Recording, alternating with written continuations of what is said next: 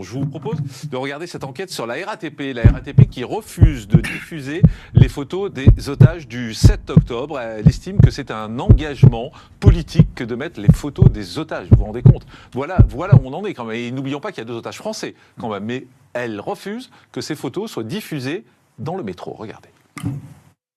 Le métro parisien ne veut pas de photos d'otages étrangers dans ses couloirs. Tout commence l'automne dernier. L'association Tout 7 octobre souhaite acheter une dizaine d'écrans digitaux pour diffuser les visages des 101 personnes retenues dans la bande de Gaza.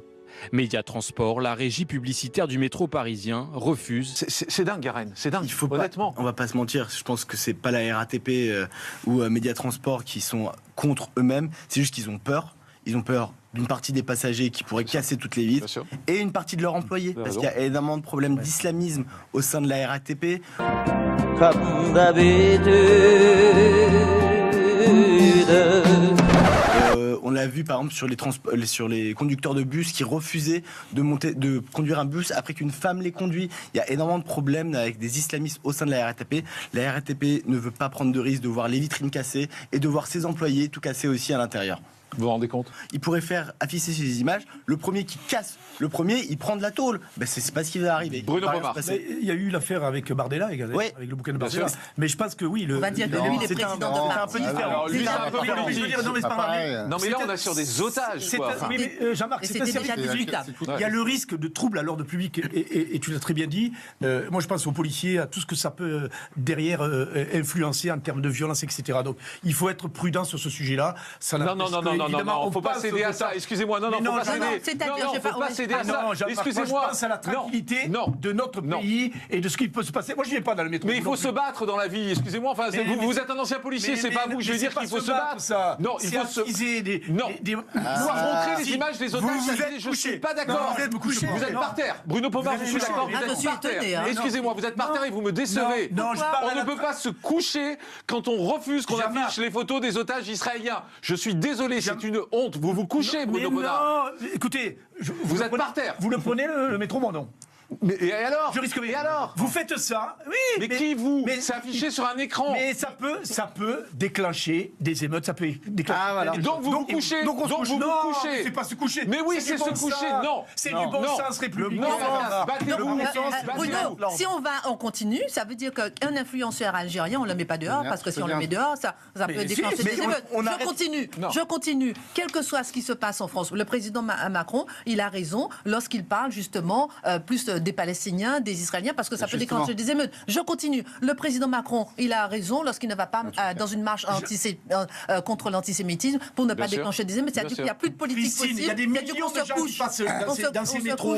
Il y a toutes les nationalités qui se croisent. C'est un risque considérable pour la tranquillité des gens. Attendez, juste un instant. Bruno Pomar, il est où votre honneur ? Il est où votre honneur ? L'animateur de télévision écope d'une peine d'1 an de prison avec sursis pour corruption de mineurs. Le tribunal a considéré que dans les 3 cas qui lui étaient soumis, il ne pouvait pas ignorer la minorité. Et comme je me réjouis que le tribunal ait ordonné une obligation de soins et l'ait inscrit au fichier des délinquants sexuels. Voilà. Bruno Pomar, il est où votre honneur ? Il est où votre honneur ? Ah ben, elle est bonne celle-là. Elle est où votre fierté, Bruno Pomar ? Vous jetez tout à terre, vous piétinez tout. Non, pas du tout. Est-ce que c'est pas une fierté de défendre des otages ? Mais j'ai pas dit. Mais oui, vous dites on se couche, on les montre pas. C'est un raccourci que vous prenez. Au nom d'un risque. Excusez-moi. Au nom du risque, vous dites on n'affiche pas les photos des otages. Alors qu'il y a la réalité de la violence. Au même titre que j'avais dit, lorsqu'il y avait eu les caricatures, vous savez, Charlie Hebdo avait fait une deuxième une. Et j'avais dit, c'est dans l'air chez Calvi d'ailleurs, j'avais dit, est-ce que c'est vraiment utile de refaire encore ? C'est différent. Non, c'est différent. pareil. Là, on est sur des arrêter les caricatures. J'avais dit qu'il faut arrêter les Il faut arrêter les caricatures parce qu'il y a des gens qui pourraient nous tuer. Donc ça veut dire qu'on se couche entièrement. Je parle de. Mais Bruno, c'est des otages, c'est des gens qui sont en train de souffrir. Avec Bruno, la charia, c'est demain. Mais non, bien sûr. Petit à petit. Abandon libertaire. Mathias Leboeuf. Moi, je trouve déjà, première chose, qu'on ne devrait pas interdire ça et qu'effectivement, après, ça dépend s'il y a un message politique ou pas. C'est-à-dire que... Libérer les otages. Non, mais libérer les otages. En revanche... Pas politique. Vous dites que c'est pas politique. Très bien, j'entends C'est très politique, bien. libérer les otages ? Jean-Marc, j'ai une question à vous poser. Ouais, allez-y. Une association aurait demandé à afficher dans le métro des photos d'enfants palestiniens blessés ou morts. Je l'attendais, ça là. Est-ce que comment auriez-vous réagi? Comment auriez-vous réagi? Il y a un moment, il faut avoir un honneur dans la vie. L'animateur de télévision écope d'une peine d'1 an de prison avec sursis pour corruption de mineurs. Il faut avoir un honneur. Le tribunal a considéré que dans les 3 cas qui lui étaient soumis, il ne pouvait pas ignorer la minorité. Il faut se regarder dans une glace. Et les inscrit au fichier des délinquants sexuels. Voilà. Il faut se regarder dans une glace.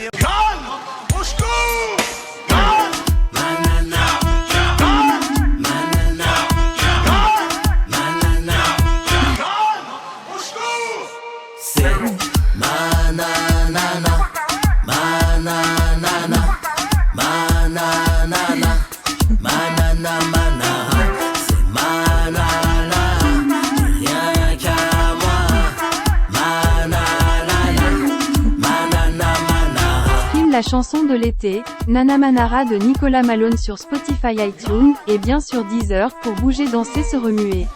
L'été sera chaud avec Nana Manara.